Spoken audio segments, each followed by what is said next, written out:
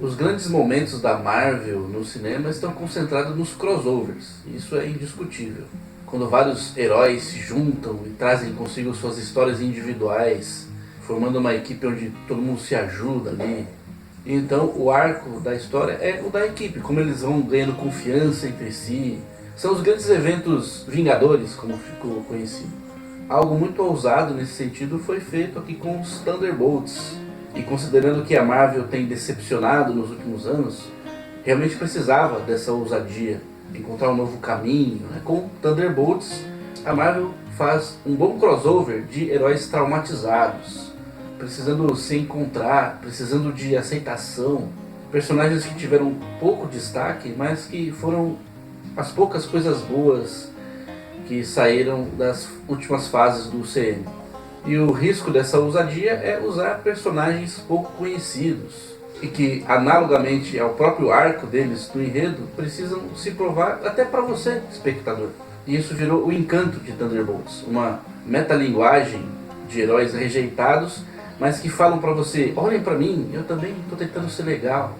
E a gente percebe que deveria olhar mais para esses personagens prateleira D, porque eles erram mais, fazem merda, como a maioria de nós. E é por isso que Thunderbolts surpreende, porque mesmo sem o mesmo peso de grandes nomes como Thor ou Capitão América, conseguem tocar num ponto que mesmo os melhores filmes da Marvel nunca tocaram com tanta maestria, com aqueles personagens semidivinos e politicamente éticos.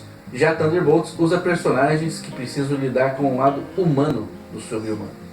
O melhor de Thunderbolts não são os efeitos, o show de luzes, rainho passando na tela. O melhor de Thunderbolts não foi conseguido com o mouse na tela, e sim com a simples e boa caneta. É por isso que esse filme merece uma análise aqui no canal Ficção, Fatos e Fantasia.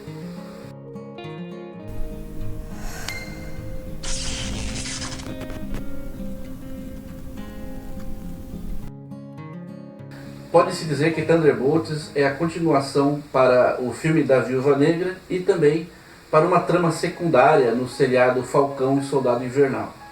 Na série, o Sam Wilson assumiu o manto do Capitão América e deixou para trás o Bucky e também o John Walker, o cara que teve que entregar o escudo do Capitão América. Não exatamente entregar, né?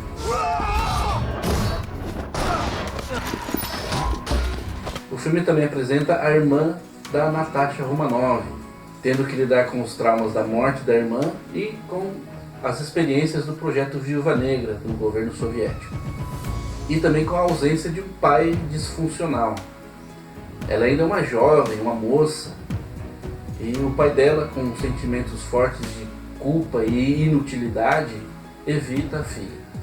E tem a Fantasma, personagem que surgiu em Homem-Formiga 2, alguns eventos do filme Capitão América 4 também são citados durante a trama, mas você já deve ter pego alguns rumores aí, né, do Hulk vermelho fazendo estragos na Casa Branca, o Coronel Ross pedindo para o Sam Wilson recrutar os Vingadores. Então esse não precisa ver também. Se concentre em assistir o filme da Viúva Negra e a série Falcão e Soldado Invernal. Se quiser receber um background aí, recomendado, mas não obrigatório. Bom, a trama de Thunderbolts gira em torno do impeachment da deputada Valentina de La Fontaine, que enquanto isso tenta apagar os rastros dos seus segredinhos sujos, e isso acaba desencadeando a fuga do Sentinela, um ser humano instável, mas que teve um bom aproveitamento das experiências científicas que foram feitas, ficando, portanto, mais poderoso do que a Valentina consegue controlar. Daí cabe aos nossos protagonistas salvar a cidade. Essa é a sinopse do filme, sem dar grandes detalhes do enredo, ok? O filme aborda o valor da amizade, principalmente em preencher o vazio que existe dentro de nós, falando também aí de depressão e transtornos mentais.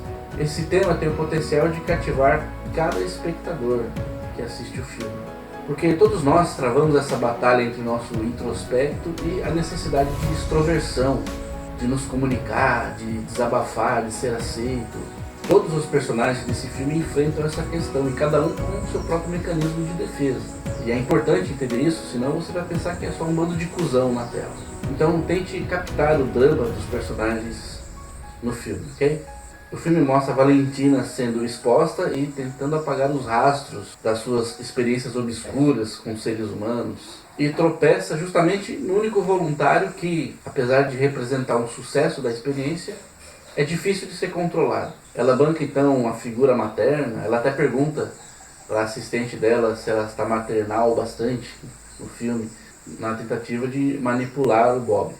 E do outro lado temos a Helena, que já falamos aqui que ficou muito marcada pelas experiências do projeto Viúva Negra, e ela tenta esquecer caindo na gandaia, entre uma missão e outra, viver um dia após o outro, mas sem nunca resolver suas mágoas, especialmente com o pai, que no filme da Viúva Negra entrega as filhas novinhas ainda para o governo, na maior frieza. Então a mágoa da menina é muito justificada. Mas agora a Helena se percebe sendo um fio condutor para que o Bob, conhecido como Sentinela, saia das garras da Valentina. Mas ela precisa primeiro se salvar para salvar o outro. Então a Valentina e a Helena se contrastam aí no filme, né? Com a Valentina tentando manipular o Sentinela com uma falsa figura maternal e a Helena oferecendo uma amizade verdadeira. Embora a Helena tenha um pouco mais de tempo em cena, fica claro que esse filme é a história do herói Sentinela, a história de origem. É dele o arco completo do Monomito, que já vimos aqui nesse canal. E o Bob, o Sentinela, é uma figura ingênua, introspecta, também com um passado familiar disfuncional. Ele precisa de alguém que lhe estenda a mão. E é aí que a Marvel acerta na diversidade real. O Bob é um personagem com traumas psicológicos. Ele possui transtornos mentais. E ele representa aquela sensação que muitos já sentiram, de estar perdido, de precisar de uma mão para ser puxado para cima. E se você convive com algum transtorno, você vai se identificar com esse personagem muito facilmente. Por isso o Sentinela é, sem dúvida, um dos melhores personagens da Marvel recente, nos quadrinhos e agora no UCM. E o John Walker, cara. Se você assistiu a série do Falcão e o Soldado Invernal, você sabe muito bem quem foi o inocente que ele matou. Aquilo foi a Mártia dele, aquele erro trágico que leva a reviravoltas no arco do personagem. Depois desse erro, ele caiu no mesmo vazio que a Helena. Missão após missão, sempre sob as ordens da Valentina, sendo manipulado aí pela promessa de limpar o seu nome, de reconquistar o respeito. Mas enquanto a Helena afoga as mágoas no caos, o mecanismo de defesa do John Walker é o narcisismo. Pensem, o mundo inteiro julgando o cara, manifestando ódio por ele, apontando o dedo. Então ele se agarra à única coisa que sobrou para ele, que é a confiança que ele tem em si próprio. É o único fio que impede ele de desmoronar.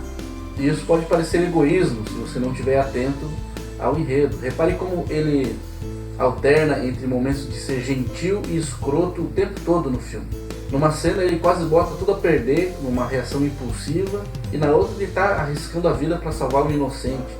Essa oscilação é porque o seu altruísmo está sendo sufocado pela carência por aceitação. Se ele não consegue essa aprovação de que tanto precisa, só recebe julgamento, ele se fecha novamente, porque esse é o único recurso psicológico que restou para ele. Preste atenção ao filme e veja se você capta isso no John. E o Guardião Vermelho, embora ele seja o gigante bobão da equipe, ele é crucial para restaurar o brilho na Helena. Ele é a razão das mágoas dela. Ela chora ao tentar lidar com o pai, cena que mostra a fragilidade feminina. Isso é crucial para fazer uma protagonista feminina ser aclamada pela plateia. Vale para o homem também, claro, mas hoje em dia com tantas Valentinas na vida real, né, as feministas que incentivam os estúdios a apresentarem personagens femininas segundo o ideal distorcido delas, né? Cara de bunda, não precisa de ninguém. Por isso, atualmente, a falta de heroínas realmente humanas que se conectem com o público. Ainda mais heroínas que precisam do pai, da figura masculina. Querendo sono. Por quem a retórica feminista expressa um ódio até explícito, né? Mas quando você tem coragem de contrariar, tendo uma heroína humana que erra, a personagem cai nas graças do público, de ambos os sexos, transcende o gênero. E o Guardião Vermelho também tem os seus momentos de heroísmo, coisa que faltou no filme da Viúva Negra. Ele, por ser pastelão, talvez não seja o melhor personagem dessa equipe, mas ele cresce muito nesse filme. E o Bucky integra a equipe como o mais regenerado. Ele já está bem à frente na sua busca por suplantar os seus traumas passados, coisa que ficou bem claro durante a série do Falcão e o Soldado Invernal. E é ele quem recruta a equipe. No filme ele é o irmão mais velho que cuida da molecada. Thunderbolts tentou ganhar um 10, e é 10 sim, pelo roteiro, como eu já disse, mas essa nota vai se diluindo com alguns pequenos erros, como um CGI fraco, embora tenham compensado com bons efeitos práticos. E aqui vale um crédito para a atriz Florence Pugh, que fez cenas perigosas, atriz de ação, né, Pedro Pascal? E a direção, na minha opinião, podia ter dado alguns segundos a mais de ação em grupo para consolidar a equipe. Em dado momento, o diretor perdeu a oportunidade perfeita de expandir a ação, de dar um pouco mais de desafio para os heróis. Assistindo, vocês vão entender. Mas o que tem de ação é bom, não é picotado, e dá espaço para todos os personagens brilharem. Porque é um filme de protagonismo compartilhado, embora tenha a Helena com um destaque maior.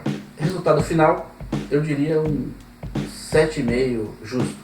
Eu assisti dublado e achei que algumas piadas são estragadas pela dublagem. Por isso eu recomendo assistir legendado, se você puder. Mas, apesar do péssimo time cômico, a dublagem está ok em termos de tradução. Filme recomendado, portanto, por esse canal aqui. Se você já viu, comenta aí o que você achou nos comentários, dê a sua nota. Se você discordar, achar que o filme é ruim, pode falar também. Mas me explica aí o que você achou dos personagens, especialmente a Helena e o John Wall. E até mais, até o próximo vídeo.